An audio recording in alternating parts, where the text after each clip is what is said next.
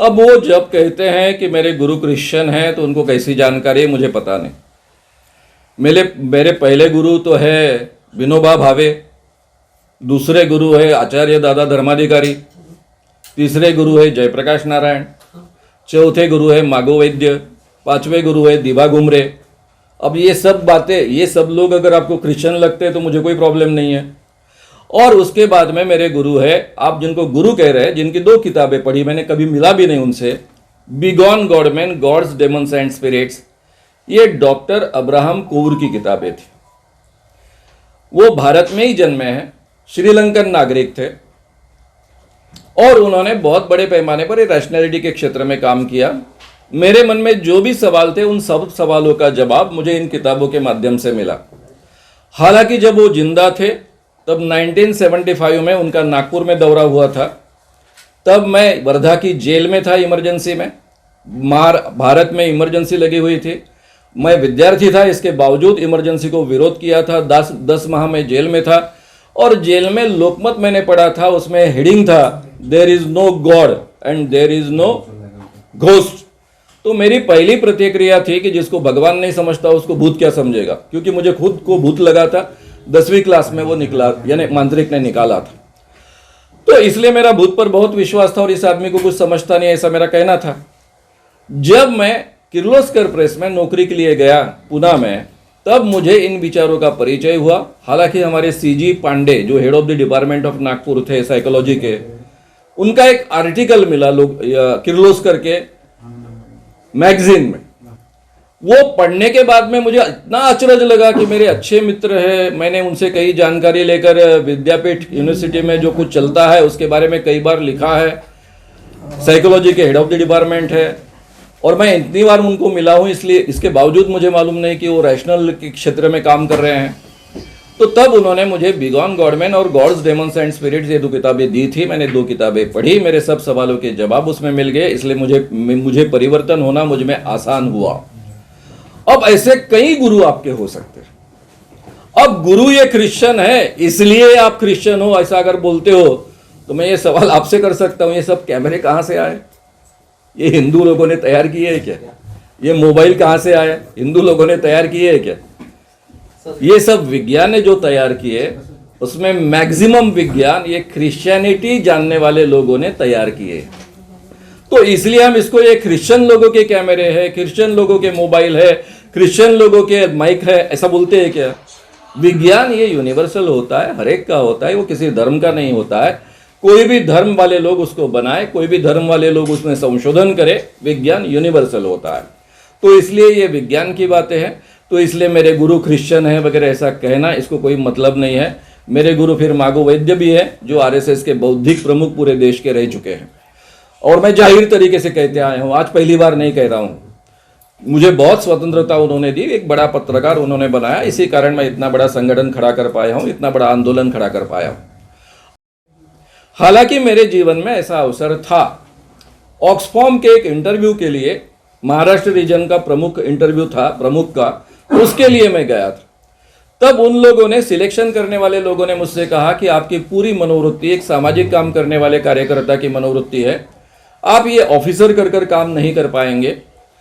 हम आपको सुझाव देते हैं कि सामाजिक काम के लिए आप कोई भी प्रपोजल हमको दीजिए, कितने भी पैसे का प्रपोजल दीजिए, हम आपको बहुत अच्छा फंड मुहैया कराएंगे। ऑक्सफॉर्म बड़े पैमाने पर फंड मुहैया कराता है, आपको पता है।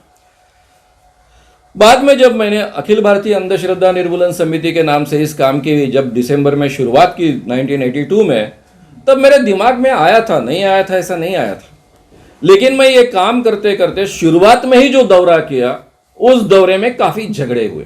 बी प्रेमानंद जी चमत्कार करते थे, उनके साथ में वो इंग्लिश में बोलते थे, उनका भाषांतर मैं मराठी में लोगों के सामने करता था। तब मेरे ध्यान में आया कि इस क्षेत्र में धार्मिक बातें बहुत अलग ढंग से चर्चित होती है। अगर मैं ऑक्सफॉर्म से या फिर किसी भी फॉरेन फंडिंग से फंड लूंगा तो इसका मतलब लोग ये निकालेंगे ये क्रिश्चियनों से पैसा ले रहा है और हिंदुओं के खिलाफ काम कर रहा है। इसलिए हमने पूरे 40 सालों तक भिखारी जैसा काम किया, जेब में से पैसे डाल डाल कर काम किया। मेरे किसी भी कार्यकर्ता को संगठन से पैसा मिलता नहीं है, कोई मानधन मिलता नहीं है।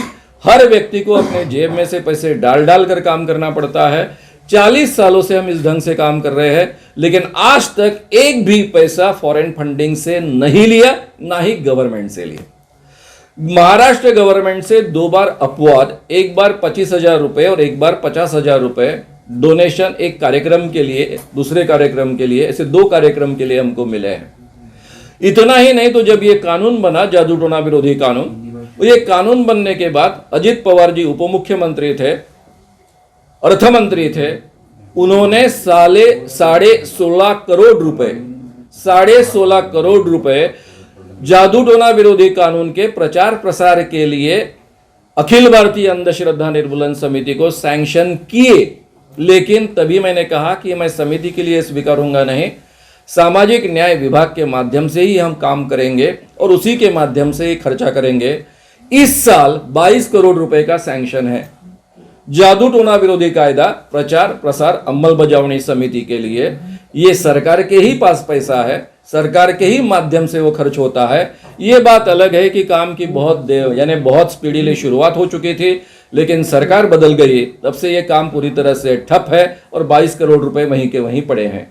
तो कहने का मतलब ऐसा है कि मैं कोई भी फॉरेन फंडिंग तो लेता ही नहीं हूं, लेकिन गवर्नमेंट फंडिंग भी मेरे अंधविश्वास के काम के लिए आज तक लेते नहीं आया हूं। उसके पीछे का एकमात्र कारण है कि गवर्नमेंट फंडिंग की जो शर्तें होती है वो मुझे अमल में लाना, मैं जाहिर तरीके से बोल नहीं सकता हूं, मेरे लिए संभव नहीं, क्योंकि मैं भ्रष्टाचारी विरोधी आंदोलन से आया हूं जयप्रकाश नारायण के, इसलिए मेरे लिए संभव नहीं होता। फॉरेन फंडिंग में ऐसी कोई गड़बड़ियां नहीं होती है, लेकिन फॉरेन फंडिंग अगर लेता हूं तो फिर ये आरोप होता है कि आप क्रिश्चियनों से पैसा ले रहे हो, इसलिए मैं कभी फॉरेन फंडिंग में मैंने नहीं लिया। और जो भी काम करता हूं वो गवर्नमेंट के ही पैसे से, गवर्नमेंट के ही माध्यम से करता हूं, इसलिए पैसों के बारे में तो आप मुझे बिल्कुल ही बोल नहीं सकते और दोष नहीं दे सकते। सभी हिसाब आपके सामने उपलब्ध है, कभी भी आप देख सकते हो। रहा सवाल अभी यहां पर हम काम कैसे चलाते, मैंने पहले ही कहा कि हम जेब से डाल डाल कर काम करते। अभी जो परसों का 18 तारीख का कार्यक्रम हुआ, हमारे सामने सवाल था कि 50-60 हजार का खर्चा कैसा करेंगे। तुरंत हर एक ने अपने अपने जेब में से 1,000, 2,000, 1,000, 2,000 निकाल के दिए और ये प्रॉब्लम सॉल्व कर दिया। हालांकि मेरी कमाई अभी पूरी तरह से बंद है, 100% बंद है। पर्सनालिटी डेवलपमेंट के वर्कशॉप वगैरह मैं नहीं चला रहा हूं, इसके बावजूद मैंने भी 2,000 रुपये उसमें डाले। तो हम सब लोग जेब में से पैसा डाल डाल कर काम करते हैं, इसलिए ये आरोप कृपया हम पर कोई ना करे। रहा सवाल हिंदुओं के खिलाफ मैं काम कर रहा हूं, मैं तो खुद कहता हूं कि मैं सनातनी हिंदू, मैं नहीं हूं तो मुझे सिद्ध कर कर बताइए। जिसे भी सनातन धर्म के बारे में जानकारी है उसे ये मालूम होना चाहिए कि भारत में सनातन यानी शाश्वत धर्म की परंपराओं में अलग अलग विचारधारा है। उन्हें यह भी मालूम होना चाहिए कि जो आस्तिक परंपरा है यानी जिनको आस्तिक कहा जाता है, उनमें सांख्य परंपरा है। वो सांख्य परंपरा में ईश्वर को वो नहीं मानते थे, वेदों को मानते थे, इसलिए उनको आस्तिक कहा जाता है। इन बाबाओं को तो आस्तिक और नास्तिक का भी मतलब मालूम होता है कि नहीं, इस बारे में मुझे डाउट है। भारत में आस्तिक का मतलब होता है जो वेदों पर विश्वास रखता है, वेदों का प्रामाण्य मानता है, यानी वेद 100% सही है ऐसा मानता है, उसको आस्तिक कहते हैं। जो वेद 100% सही नहीं है ऐसा मानता है उसको नास्तिक कहते हैं। नास्तिक परंपरा में चार्वाक परंपरा रही है, जो भगवान को भी नहीं मानते थे और ईश्वर यानी वेदों को भी नहीं मानते थे। फिर लोकायत परंपरा है, वो भगवान को भी नहीं मानते थे और वेदों को भी नहीं मानते थे। कुछ लोग दोनों परंपराएं एक मानते हैं, कुछ लोग अलग अलग है ऐसा मानते हैं। तो ऐसी कई परंपराएं, फिर बुद्ध परंपरा है, जैन परंपरा भी कहा जाता है। तो ये सभी परंपराएं भारतीय विचार दर्शन का हिस्सा ऐसा माना जाता है और उसको सनातन धर्म कहा जाता है। तो सनातन धर्म जो अमल में लाने वाला व्यक्ति होता है या सनातन धार्मिक व्यक्ति होता है, उसकी अलग अलग विचारधाराएं हो सकती है। ये भारतीय परंपरा रही है। ईश्वर मानने वाले भी सनातन हो सकते हैं, ईश्वर न मानने वाले भी सनातन हो सकते हैं, वेदों को मानने वाले भी सनातन हो सकते हैं, वेदों को न मानने वाले भी सनातन हो सकते हैं। जिनको ये दर्शनों के बारे में कल्पना है, उन सबको ये कल्पना है। ये शाश्वत धर्म की जो कल्पना है, उसका उद्देश्य एकमात्र बार बार कहा गया है, वो यानी सत्य की खोज करना। और जो सत्य मिले उसे स्वीकारना। और सत्य की खोज मैं कर रहा हूं। एक जमाने में मैं बाबा के चमत्कारों पर विश्वास रखता था, भूत पर विश्वास रखता था, मुझे खुद लगा था, मंत्र तंत्र जादू टोना पर विश्वास रखता था, और मेरी सत्य की खोज की प्रक्रिया में से ये सब बातें झूठी है, ये बार बार साबित होते गया। इसलिए मैं उसको स्वीकारते गया, और इसलिए आगे चलकर मैं चैलेंज देता हूं कि भाई आप में चमत्कार करने का सामर्थ्य है तो एक बार वैज्ञानिक कसौटी के आधार पर आप सिद्ध कीजिए, सीधे सीधे हमारे प्राइस को प्राप्त कीजिए। लेकिन प्राइस को प्राप्त करना ये महत्व की बात नहीं है, वैज्ञानिक कसौटी के आधार पर आप सिद्ध कर देंगे तो मैं भी उसको स्वीकार लूंगा सहर्ष, और चमत्कार होते ये सत्य को मानना शुरू कर दूंगा। तो इसलिए मैं सत्य शोधन करने वाला सही व्यक्ति हूं, ऐसा मैं अपने आप को मानता हूं। इसलिए मैं हमेशा कहता हूं कि मैं सनातनी धार्मिक व्यक्ति हूं। अब इस बारे में अगर किसी को ऑब्जेक्शन होगा तो अपना ऑब्जेक्शन उठाते रहे, मुझे कोई प्रॉब्लम नहीं। और मैं कभी धर्म के खिलाफ बात नहीं करता हूं। आज तक मैंने धर्म के खिलाफ बात नहीं की, आज तक मैंने भगवान के खिलाफ बात नहीं की। केवल धर्म और भगवान के नाम पर लोगों को जो लोग ठगते हैं उनके खिलाफ मैं बात करता हूं। इतना ही नहीं तो धीरेन्द्र महाराज, धीरेन्द्र कृष्ण जी महाराज, इनके भक्तों के बारे में भी मैंने कोई अपशब्द नहीं निकाला।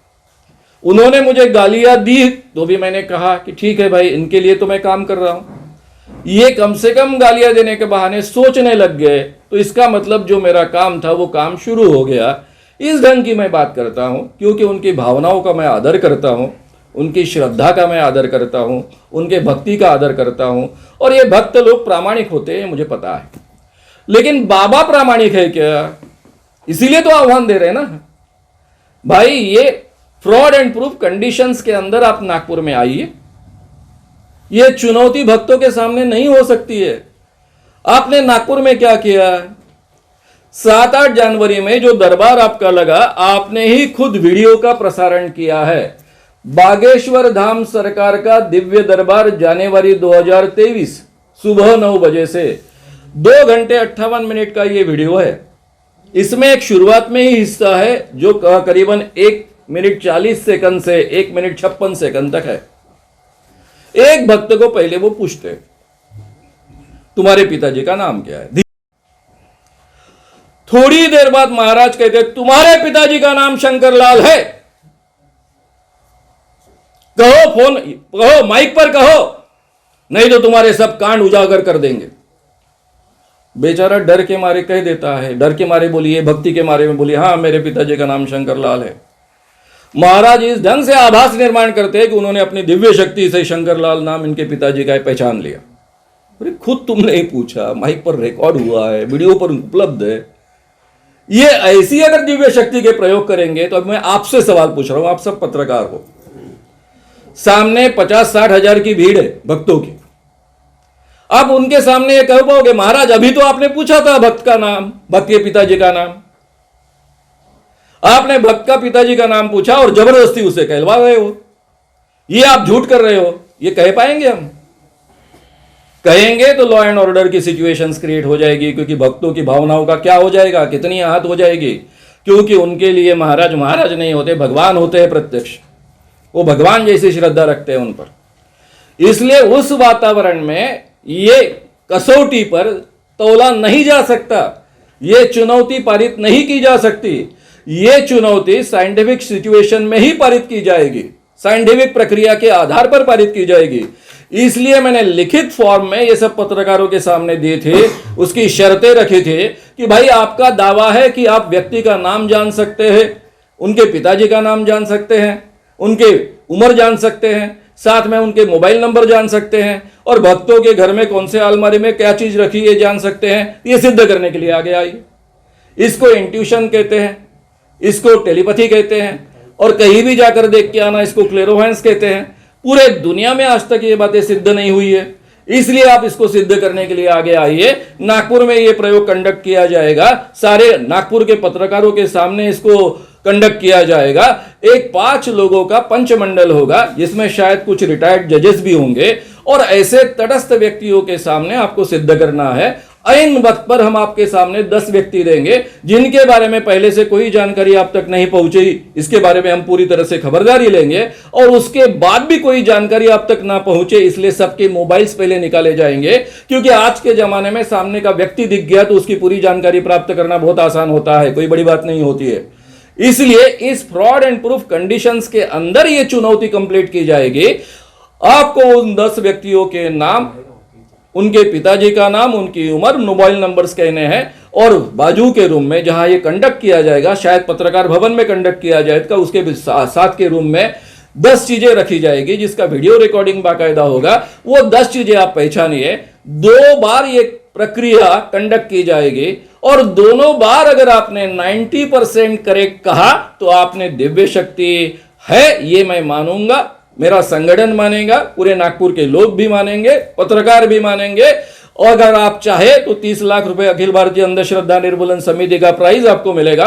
अगर आपको प्राइज नहीं चाहिए क्योंकि आपके पास बहुत पैसे हैं, मुझे पता है, तो इसलिए आप केवल दिव्य शक्ति सिद्ध करने के लिए नागपुर में आइए और फ्रॉड एंड प्रूफ कंडीशंस के अंदर उस मर्यादा में रहकर आप तक कोई भी जानकारी दूसरे मार्ग से ना पहुंचे, केवल दिव्य शक्ति से ही आप जान पाए, इस ढंग के वातावरण में आप सिद्ध कर बताए। ये अगर आप सिद्ध कर बताएंगे तो मैं खुद आपके चरणों पर माथा टेकूंगा। 40 सालों से जो अखिल भारतीय अंधश्रद्धा निर्मूलन समिति काम कर रही है, जिन्होंने हजारों बाबाओं को, मांत्रिकों को, देव शरीर में आने वाले लोगों को और ज्योतिषियों को एक्सपोज किया है और नागपुर शहर को पोल खोल शहर कर नाम प्राप्त हुआ है, वो संगठन हम हमेशा के लिए बंद कर देंगे। और सबसे बड़ी बात होगी, जो मैं बहुत महत्व की बात कह रहा हूं, सारे दुनिया को पता चलेगा कि एक व्यक्ति के पास में दिव्य शक्ति है, भारत में वो पैदा हुआ है, पूरे दुनिया में नाम होगा। अमेरिका ने बिन लादेन को ढूंढने के लिए 50,000 करोड़ रुपए से ज्यादा पैसा खर्च किया, 7 सालों तक, 8 सालों तक मेहनत की, तब जाकर बिन लादेन मिला। भाई उनके पास अगर धीरेन्द्र कृष्ण महाराज जैसा व्यक्ति होता, दिव्य शक्ति वाला व्यक्ति होता, तो चंद मिनटों में उनको पता चल जाता बिन लादेन कहाँ है। 50,000 करोड़ का खर्चा बचता, हजारों इंसानों की मेहनत बचते और फटाक से बिन लादेन पकड़ा जाता। अब महाराज कहेंगे अमेरिका को क्यों मदद करेंगे? भाई मोदी जी को मदद कीजिए, मोदी तो भारत के है, प्रधानमंत्री है। भारत में बीच बीच में बॉम्ब स्फोट होते हैं, टेररिस्ट कार्रवाइयां होती है। हमारे धीरेन्द्र कृष्ण महाराज जी बिल्कुल अपनी दिव्य शक्ति से फट से पहचान लेंगे कि कौन से घर में बॉम्ब बन रहा है, पुलिस को इत्तला देंगे। बॉम्ब बनते ही या बनने की प्रक्रिया में ही पुलिस उनको पकड़ लेगी, एक भी बॉम्ब भारत में नहीं फूटेगा। जो टेररिस्ट एक्टिविटी की चर्चा होती है, क्योंकि महाराज घर घर में होने वाली चर्चाएं सुनते, वीडियोस में ऐसे दावे, तो टेररिस्ट एक्टिविटी की चर्चा जहां चल रही वो भी जानकारी महाराज को मिलेगी, वो हमारी गुप्तचर संस्थाओं को देंगे। हमारी गुप्तचर संस्थाएं तुरंत जाकर टेररिस्ट लोगों को पकड़ लेंगे। भारत में एक भी टेररिस्ट एक्टिविटी नहीं होगी, एक भी बम स्फोट नहीं होगा। और इतना ही नहीं, तो चाइना क्या तैयारी कर रहा है, पाकिस्तान क्या तैयारी कर रहा है, कहां कहां उनकी तैयारी चल रही है, ये भी हमारे महाराज धीरेन्द्र कृष्ण जी महाराज अपनी दिव्य शक्ति से पहचानेंगे और फिर हमारे मिलिट्री को कहेंगे, तो हमारी देश की सुरक्षा भी एकदम मजबूत हो जाएगी। इतनी बड़ी दिव्य शक्ति होने वाले व्यक्ति का उपयोग हमने हमारे देश की सुरक्षा के लिए नहीं करना चाहिए। मोदी जी अगर उनको फिर हर साल कुछ 1000 करोड़ रुपए देंगे तो भी हम में से कोई ऑब्जेक्शन उठाएगा नहीं। तो महाराज जी पूरे देश की सुरक्षा के लिए आगे आइए, अपनी दिव्य शक्ति सब लोगों के सामने वैज्ञानिक कसौटी पर सिद्ध कीजिए। रायपुर आइए, भक्तों के सामने सिद्ध कीजिए। ऐसे भक्तों के, प्रामाणिक भक्तों के भक्ति के पीछे, उनके आड़ में छुपकर अपने ठगी की बातें छुपाइए मत, इतना जाहिर तरीके से इस बहाने मैं कहूंगा।